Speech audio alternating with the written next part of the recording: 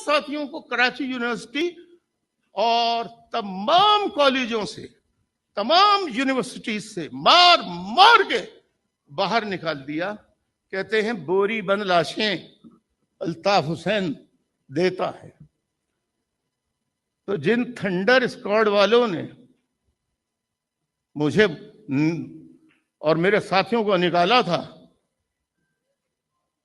MQM का जब उरूज आया, आप बताइए कि कौन सा थंडर स्क्वाड का बदमाश था जो मुझसे बच सकता था या MQM से बच सकता था?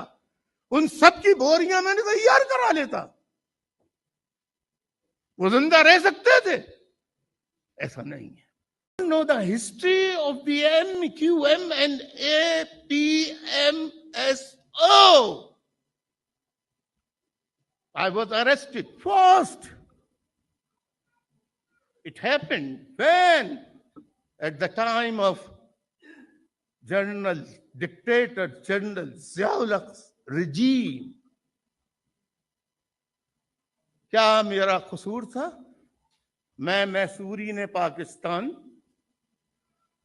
जो बंगाल के कैंपों में, बांग्लादेश के रेड क्रॉस के 66 कैंपों में मैसूर हैं, वो आज तक मैसूर हैं।